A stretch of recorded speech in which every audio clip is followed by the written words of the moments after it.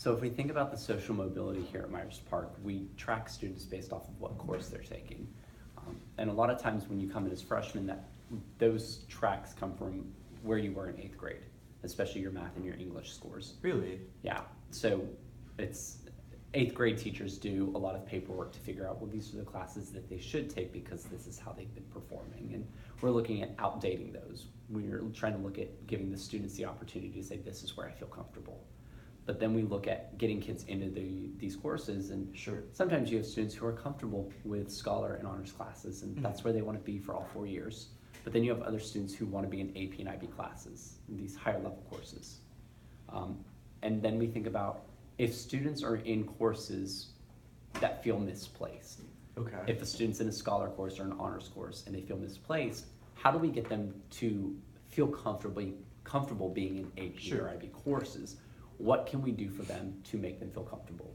And Myers Park has done a lot of work with that this year. We've done the equal opportunity surveys. Exactly. We've talked to these kids and said, who do you feel is a trusted adult? Who could you talk to if you had trouble in these higher level courses? Sure. And we sat down, we've told these students, we feel like you can be pushed harder.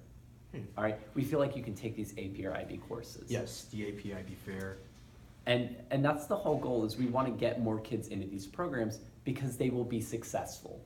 Not to increase minority enrollment. I Sure. think that's the wrong way to look at it. Okay. And the right way to look at it is we want more kids to be successful in higher level courses because that's where education is heading. Okay. Increasing the knowledge you have in a specific discipline so you are a better adult. So I'd have to ask you, in terms of the direction in which education is heading towards promoting for more students to join higher level academics, how have you seen the situation of social mobility manifest in your classrooms?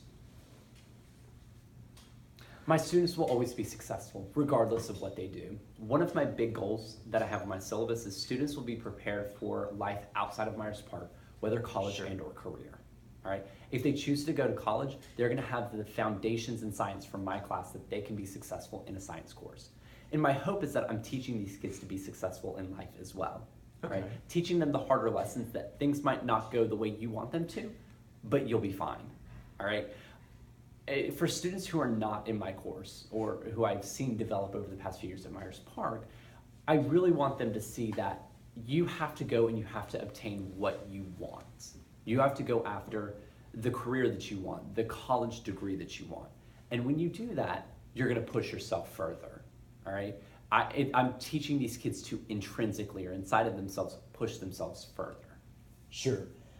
So earlier on, you stated that the goal of increasing access to higher level academics isn't related to getting more minorities to take AP or IB classes. Why do you say that?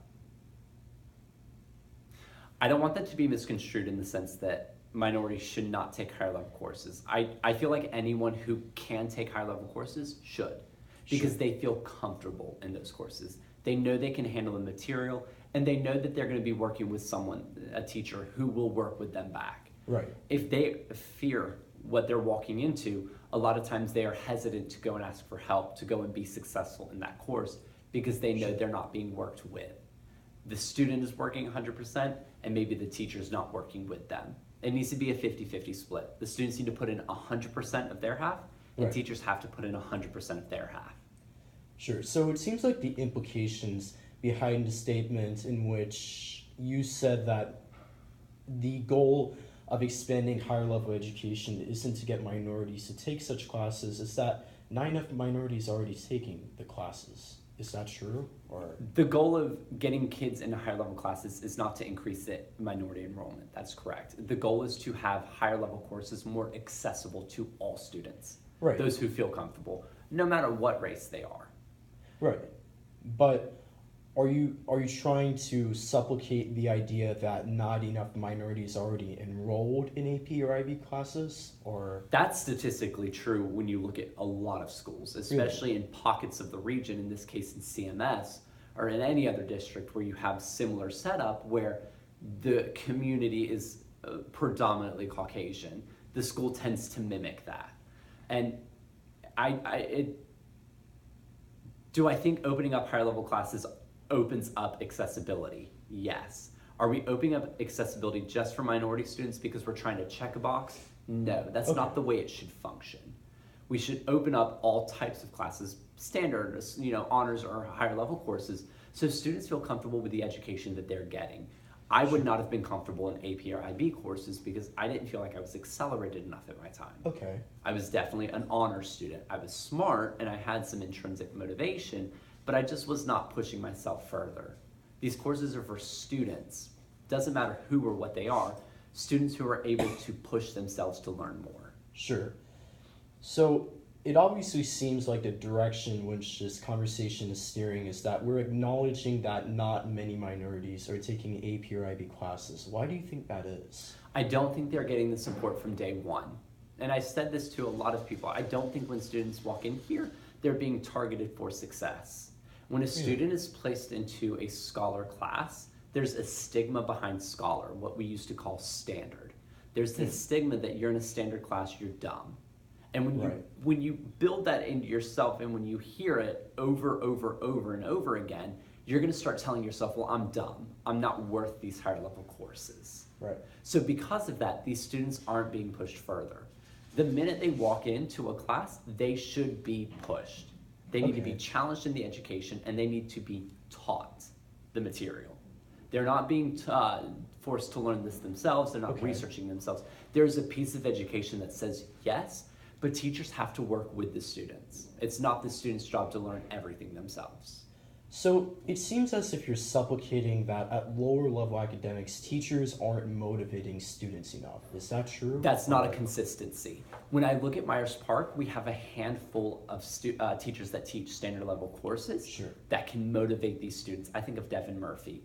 Fantastic math teacher. Absolutely. Can work with, I feel can work with any age, any group of kids. It's just the way he is as a person. All right. And then you also have some higher level teachers that are not good in that program. They don't teach these students. These students who want to learn oftentimes are coming in and they're teaching themselves. And I don't think that's fair to those students. Exactly. Okay. So there's a mismatch in every sense of what course these people are teaching. And I think if we were to really look at the way teachers are in what areas, we would highlight these teachers and say, you are good, you're really good in this area. I want you to try to keep working in that area. Sure. Or you're not good in this area or teaching these kids. Let's try to move you to see where we fit best. Sure. But it seems like the primary reason as to why many students who are minorities in standard and honors classes don't join higher level academics is due to how their teachers don't motivate them. Is that becoming a bigger issue in our community or? In Myers Park, no. I think Myers Park does a good job of keeping great teachers. Are there inconsistencies? Absolutely, as there is with any school. I think it is one of the biggest issues that we face is some of the students aren't motivated, which is why they don't push themselves further. Sure.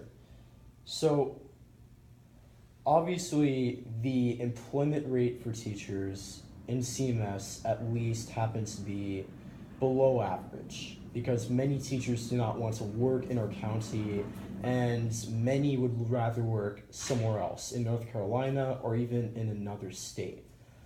Do you think that improving the teachers who join our school as well as joining other schools within CMS would help students who are minorities and lower level academics become more motivated to take higher level academics?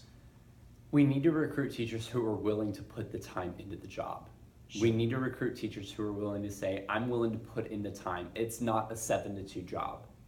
All right. Okay. We also need to make the conditions for teaching better. And I think that's where a lot of these areas are going. If you look at West Virginia, if you look at Arizona, Oklahoma, these teachers are walking out and saying, we're not being treated fairly. Okay. I don't see and understand why a profession such as mine is not treated equally as a football player, a basketball player. Right. Why are they making millions and I'm making thousands?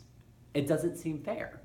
And the reason why is because we are the ones that create every other profession. Without a teacher, you would not have doctors and lawyers and police officers and basketball players, right? Right. So part of it is teaching as a career is not praised. It's often seen as something that you just do because you couldn't. Those who can do, those who can't teach. I heard that growing up. and it's the worst statement ever. It says, if you can't do something, you go and teach. Furthest thing from the truth. So we're not recruiting teachers because we're not giving them what we need to work and to be successful. And we're not keeping teachers because we're not giving them the constant training. A lot of times people are overworked, administrators and counselors. Those who should be working with teachers and students are overworked because of other issues that are constantly popping up. So there's this mismanagement of what everyone is doing, and a lot of times teachers are told, you need to be self-reliant in your classroom to where all we have to do is make sure that you're maintaining scores. Right. And in that case, then the students start to slip under the bus because, okay, I don't have anyone looking out over me, so I'm not going to look out over anyone else. I'm just going to try to get these kids to pass the class. Right. So seeing that the quality of teachers who work in standard and honors classes obviously is lower than that of those who work in higher level academics, do you think improving the social mobility of minority students in lower level academic programs will be an easy task for our school? For Myers Park, I think it will, because Myers Park is a place where a teacher would want to come, right? They're like, oh, it's Right. Myers Park. I can go and I can teach these kids, and I know I'm going to be supported. Do I think that's true across the district? Absolutely not. Is it true across North Carolina? No.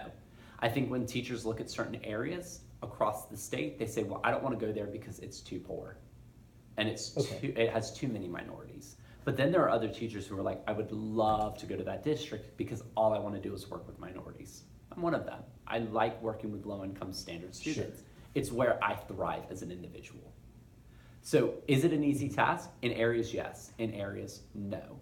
Is it one that has just one answer? Absolutely not. It's multifaceted. It's going to take a lot of different resources and a bunch of different people working together to build these kids up. Sure. So in terms of the social mobility situation in our school, which obviously is not great because not enough minority students are taking higher level academics, do you think it would be easy to improve that situation or difficult? I don't want to speak on that one. And the reason I say I don't want to speak on that one is because my thoughts, I think, that I want to share with administrators before I share them with anyone in the general public. Sure. And the reason I say that is because I feel like the administrators have the right to know what the thoughts are from teachers and how things are being run. Okay. Do I believe that standard students should have more accessibility to higher level courses? Yes. Do I think that there are things that need to change? Absolutely, as there is with any school. Do I have ideas? I do. But I do want to share this with administrators first. Okay. So I'm going to share a statistic with you now about the social mobility situation in Charlotte. You might have already seen the statistic if you read the Charlotte Observer daily. But a Charlotte Observer article concluded that Charlotte, out of all of the cities in the US, has the lowest social mobility rate. Are you surprised to hear that? No, I'm not. Charlotte was a very poor region before we started doing the infrastructure and bringing the business here. So there were tons of areas where there lacked money. Sure. And they were low-income neighborhoods. And then when the financial district came into Charlotte, we ended up pushing those low-income areas further and further outside of Charlotte. Okay. And in that case, you're going to build in areas of money. That's where the bankers and all of those financial districts are and where those people live. To get into that, to move up into that, sure, I can see it being nearly impossible. For me to switch careers and go into financing or banking, I couldn't do it. I don't have the experience. Right. So for low-income families who were kicked out of their houses and pushed outside of the city limits to try to get back in, nearly impossible. They don't have the resources necessary. Sure. So how do you suggest that we should improve the social mobility situation in Charlotte? I go back to what I was told when I was a child. Education. Getting an education and knowing what you want to do with yourself, that's the most important key to being successful. Sure. I don't define success as getting a college degree or having a very nice job that pays well. I define success as you doing what you want to do. If you want to be a plumber, you go out and you be a plumber because someone's got to fix my toilet. I'm not going to do it. Right. If you want to go to college, you want to be a pediatrician, you do it. Okay. but you do the best at what you want to do. Okay. I think the way to fix the social mobility is to tell people it's okay to want to track yourselves and be this career or this Sure. career. There's nothing wrong with not making 6 figures or 7 figures. Sure. So you obviously mentioned that addressing education is a way in which we can improve social mobility within our city. Do you think that the quality of education across many counties in Charlotte tends to vary widely? Or I think less so. Do I think that education varies from school to school in CMS? No, I think generally we should all be teaching the same exact thing. We have standards. Do I think education varies from public school to private school? Absolutely. Private schools Yes. are not mandated by the federal government or by the state. okay. Their education programs can differ, and sometimes they're better, sometimes Okay. they're not. Do I think teachers are effective at teaching everything the same way? No. No. The way I teach chemistry is different than the way other teachers teach. Okay. It's just our personal style and how we feel we work best with students. But I also think if teachers got to know their kids and how those students learn, then they could better teach those kids and prepare them for whether they wanted to go into college or go into a career. I think education varies based off of the teacher, but based off of how the students are learning. Okay, so do you think the variance in education across counties in Charlotte influences the low social mobility rate in our city, or? I can't attribute that to being the only thing. I think there Okay. are definitely other factors because we did state that social mobility has a bunch of different factors that affect it, and that goes back to this situation. Education is one of them, not the only one. So what are the other factors then? I think accessibility to healthcare, I think mobility around the city is a huge thing. I do think finances plays into it. Sure. And I think the housing market plays into it. You know, where people live is a huge play into the different types of mobility that they could achieve in Charlotte. Okay, so when you mentioned the housing market, could you explain that further, or? When you get into pockets of the community in Charlotte, if you were to drive around, let's say you drive, 15 minutes west of where Myers Park is, you're going to hit a pocket of the neighborhood that's very poor, low income neighborhoods. Really? And you do the same if you drive 15 minutes north or west or south. Hmm. You're within driving distance of seeing poor areas in Charlotte. When you tell people that you are from this area, you are automatically labeled. When I told people that I lived in Uptown, I lived in Uptown, they were like, oh, you lived in Uptown, that must be nice. But then when I told people that I moved to North Charlotte, the University City where I lived before, they were like, oh, you lived in University City, like that, were you feeling safe? You get the stigma about where you live, which can then affect the social mobility of the person. Sure. So do you think the stigma in itself is a huge factor? I think stigma with anything is a factor. We're in the mindset of what we see and what we believe is the end-all be-all. There tends to be no readjustment of the mindset to say, it's just because that's where they live right now. That doesn't mean that's their end-all be-all of what they're going to do with their life. Okay. So this isn't necessarily a question relevant to Charlotte, but I'd like to know your answer to it. Generally, cities across the South, such as Atlanta, New Orleans, also happen to have low social mobility rates. Why do you think that is?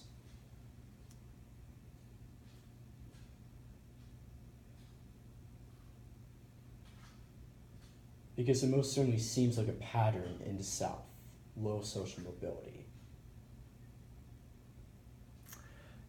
The income in the South is not consistently, but typically lower than the income in the North. If you think about driving up north or even out west, in the North, that's where the government lies, Okay. right? That's where all of those departments are, and the government pays those federal workers decently well, all right? Okay.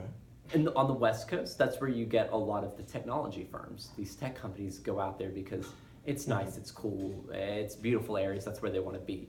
But you look at the United States and you say, those are the regions where most of the money is. You look at the Midwest and you look at the South.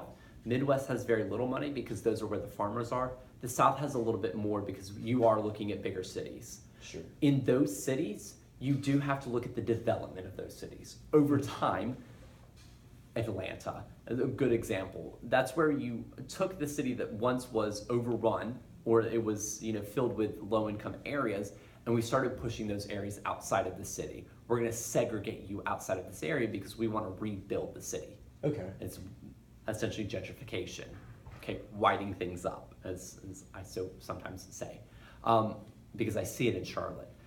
So we're pushing these people outside into these pockets, and they're not able to access the things that are necessary inside of that city.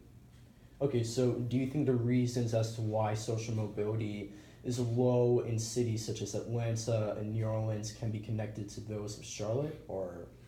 I think they have some similarities. This is like this with any situation. You can't say because it's happening in Charlotte, it's going to happen in every city. Okay. Because the population differs, the income differs, where it's located geographically differs. Okay. So I think that changes a lot of it too. But I can say there are some consistencies across the cities. Okay. So obviously in cities up north, such as Boston or even New York City, the social mobility situation in those cities happens to be better than that of our city. So do you suggest that the way in which cities such as Boston are able to keep their rates up can also be used in our city as well? Or No, because I then think you're going to end up with a competition between the cities, and at the same time, you're going to end up increasing the money that's needed, your income, in order to live in a city. okay. If you look at areas like Boston and New York and even Washington, D.C., they have a higher cost of living because the jobs that are up there pay more. If Okay. you were to mimic that down here, you're going to bring high-paying jobs down here, which means you're going to bring high housing markets down here. And we don't want to do that to this city because we are so diverse here in Charlotte. Okay. We want to be able to mimic some of the resources they have without mimicking the income. Okay, so earlier on, we talked about solutions to the social mobility situation. Sure, you mentioned education. Mm-hmm. Do you think that would substantially improve the situation in our city, or do you think other solutions also need to be implemented? I think it is one of the solutions that should be implemented. I don't think it is the only one. I think access to healthcare, I think access to paying jobs, Okay. and I think access to good housing Okay. are factors that can play into it. Okay, so considering the access to healthcare, better housing, etc., all obviously impacts the low social mobility rate in our city. Do you think that this will be a long-term goal for us to improve social mobility, or it could be a shorter-term goal? I think focusing on it needs to be short term because we need the solutions sooner rather than later. Okay. But I think it should also be a long-term goal in continuing to build that mobility and Okay. continuing to provide resources to the citizens here to say, this is what we have to offer here in Charlotte. You're not going to be swept under the rug Okay. as a citizen. Okay, so this is the last topic of our conversation. Do you think improving the social mobility situation at Myers Park High School will be easier than improving that of Charlotte? Yes, because Myers Park is a school of nearly 3,400 students, and Sure. and Charlotte is much greater than that. So we can make changes and we can implement things here on a smaller level in Myers Park to change the mobility, and we've Sure. started doing that. I think what needs to happen is that needs to mimic other school districts or other school systems and say, this is what we're doing at Myers Park, this is what we found useful, or this is what we've done at Harding or at Vance or at North Meck or Providence. These are things that these schools are doing that Sure. have shown to be effective. Let's start implementing that across our schools. Sure, so just out of curiosity, what has Myers Park started doing to improve the situation of social mobility? Providing access to these students for higher level courses has been one of them. I think that's been the most important one that Okay. they've done. And that's the start of it. This is something that is a brand new conversation for Myers Park because we're just now seeing the glaring issues of it. We knew it was there. It was almost like I don't want it to be there until it was absolutely right in front of your face. We had to acknowledge it. Exactly. And at this point, we were acknowledging it. And our first step was let's identify students who could take these high level courses and let's start pushing them. Do you think increasing access to social empowerment clubs at school would help improve the social mobility of Myers Park High School? I think the generation of the youth generation is so empowered politically that social empowerment is not necessary to build that up. Okay. Is it useful? Absolutely. Do I think students need platforms to give their voices?